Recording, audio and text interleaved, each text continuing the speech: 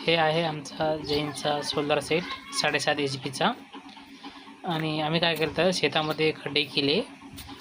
ते 4 किंवा 4.5 फुटाचे खड्डे झाले होते.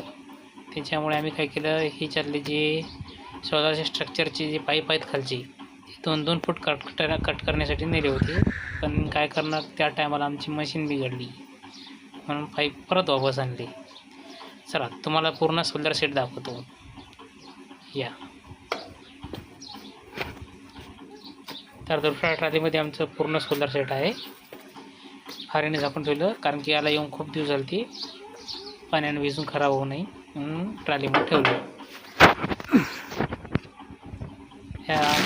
या आहेत आमच्या सोलरच्या सोलर प्लेट, ज्या की 7.5 HP सोबत 13 मिळतात. तर आहेत 13 प्लेट.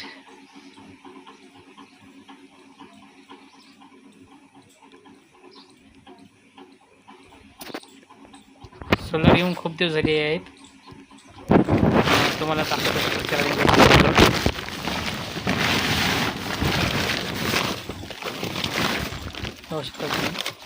कंपनीचं काम थोडं स्लो आहे कारण की खूप वीक काम आहे असं म्हणा. खूप दिवस झाले सोलरचं सामान येऊन पडले आणि परस्परच यांनी सोलर बसवलं म्हणून असं तिथे दाखवले आहे, पण ॲक्च्युली शेतामध्ये काही सोलर बसलेलं नाही. आणि सिमेंट वगैरे आम्ही आमचीच आणली आहे. खड्डे बी आम्ही आम्ही आमचाच रोजदार लावलेला आहे. तुम्हाला दाखवतो पुढे. सिमेंट पण आहे.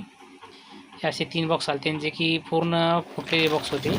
एक स्टार्टर आणि 2मध्ये त्याचं मटेरियल आहे. 2 बॉक्स आहे. 4-3चा डबा आहे मोटर, आणि ह्या वायर आहे सोबत, मोटरसोबत टाकायचा हा वायर. एक 70 मीटर आहे, आणि हा त्याच्यासोबत वायराच्या वरची खूप पाईप, साधा पाईप त्यासोबत वायर, आणि ही मोटर आहे 70 मीटर ह्याच्यासोबत. पाहू शकता तुम्ही. आणि हा पंखा आहे त्या मोटरचा, 70 मीटर हेडचा हेड आहे. हेड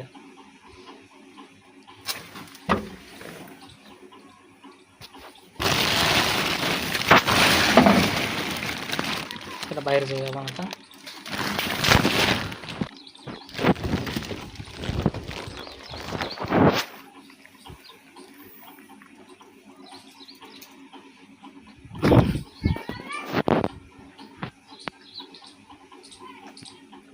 तुम्हाला सिमेंट दाखवतो मी.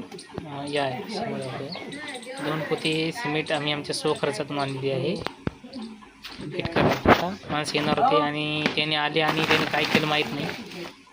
4-5 दिवस झाले त्यांनी फोटो काढून नेले, आणि डायरेक्ट सोलर जे मागे त्याला सोलर याच्यामध्ये स्टेटस चेक करण्याकरता गेल्यानंतर कळालं की यांनी सोलर बसवल्याने परस्परच ते कंपनीचं स्टेटस झाले की सोलर सिस्टीम बसवण्यात आलेले आहे असं दाखवत आहे होते.